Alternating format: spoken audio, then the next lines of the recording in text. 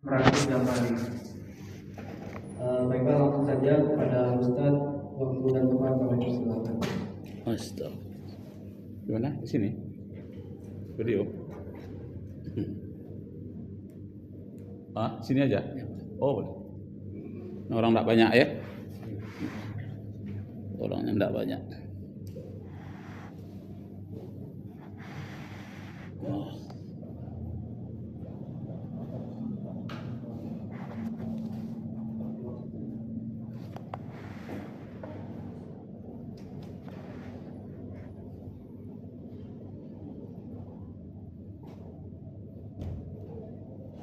Terbalik.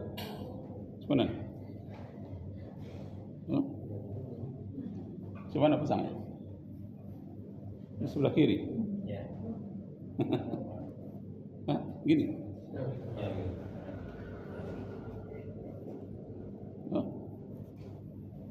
Kok enggak pas? Enggak pas pula rasanya? Ke leher. Oh gitu. Ke kuping. Enggak pas pula. Ini hidup ini. Hidup.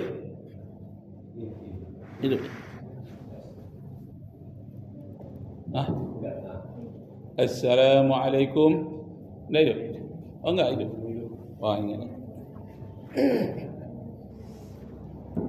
Ini baru hidup. Assalamualaikum warahmatullahi wabarakatuh. Nashkurullah syukran katsiran bi qiraatil hamdalah ala hidayatihi wa taufiqihi alladzi nahnu na'isu biha wa nusalli wa nusallimu ala Muhammadin ala juhdihi wa bazlihi litablighi syara'i'illah hidayatan lana. Kajian kita pada malam hari ini tentang Al-Quran dan sains modern. Al-Quran dan sains modern dalam rangka memperingati 17 Ramadan nuzulnya Al-Quran. Jadi malam inilah nuzul Quran itu 17 Ramadan. Yang kita kaji adalah sains dan Al-Quran atau sains di dalam Al-Quran. Nah, jadi sains dalam Al-Quran itu yang pertama adalah psikologi, ilmu jiwa yang terdapat di dalam surat Al-Fatihah. Dimulai dengan Bismillahirrahmanirrahim. In the name of Allah, most gracious, most merciful. Dengan nama Allah yang Maha Pengasih lagi Maha Penyayang. Itu psikologi itu. Apa dia? Kasih dan sayang.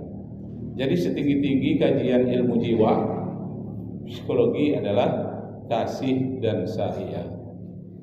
Jadi orang enggak sehat jiwanya karena tidak mendapatkan kasih dan sayang. Dan banyak orang menjadi gila gara-gara tidak mendapatkan kasih dan sayang. Tadi saya mengikuti wawancara di sebuah video kecil tentang polisi yang menangkap orang gila itu, ratusan orang. Jadi ditanyakanlah kepada polisi itu, apa penyebab orang gila itu yang paling banyak? Gara-gara patah hati katanya. Dia merasa tidak disayangi lagi oleh pacarnya. Ada yang tidak disayangi lagi oleh suaminya. Lalu dia merasa hidup ini tak berarti lagi. Maka berjalan-jalanlah dia sepanjang jalan raya, tak peduli pakaian, tak peduli makan, tak peduli minum.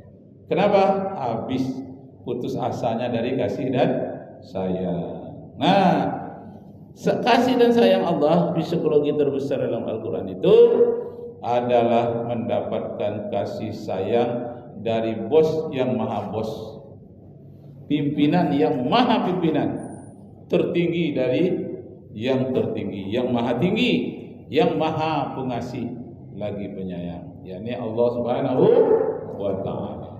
Nah, itu kata kunci dari psikologi. Kalau kita lihat tahun 2023 itu 23.000 orang pula bunuh diri di Korea Selatan di sebuah sungai namanya Sungai Han. Jadi yang muda-muda yang banyak bunuh diri itu.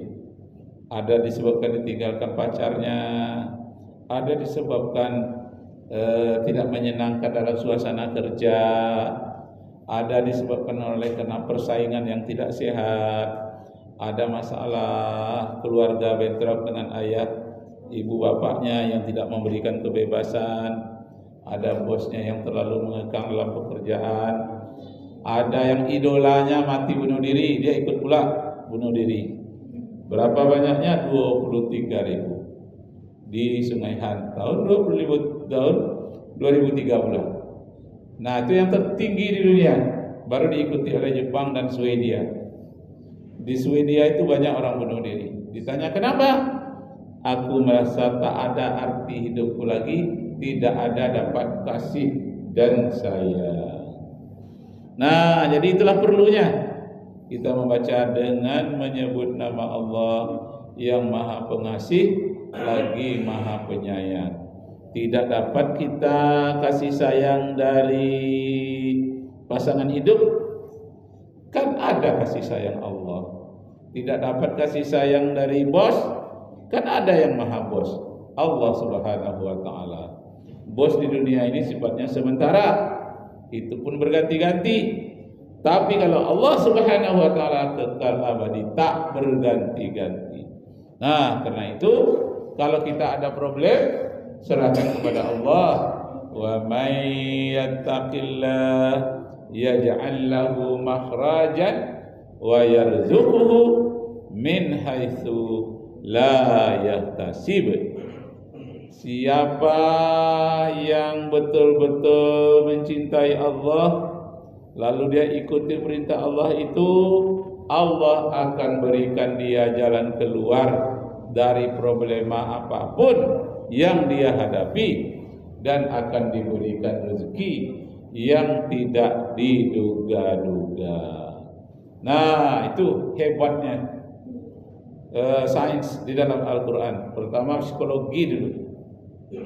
Yang kedua tentang ilmu pengetahuan tentang alam semesta, IPBA, ilmu pengetahuan bumi dan antariksa. Coba lihat bismillahirrahmanirrahim pada surah Al-Fatihah. Alhamdulillahi Rabbil Alamin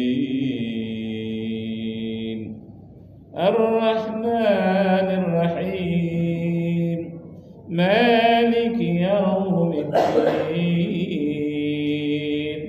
Betapa hebatnya susunan surat Al-Fatihah yang diawali dengan bismillah huruf ba, satu titik. Nah, dalam kajian fisika, asal usul alam semesta ini adalah dari satu titik yang sangat halus. Apa saja perbuatan kita di dunia ini diawali dari satu titik. Nah, jadi bismillah itu sebetulnya kawannya ada 9. Tapi yang dipilih dalam kata bismillah itu huruf ba yang titiknya 1. Nah, diawali dengan titik-titik yang halus.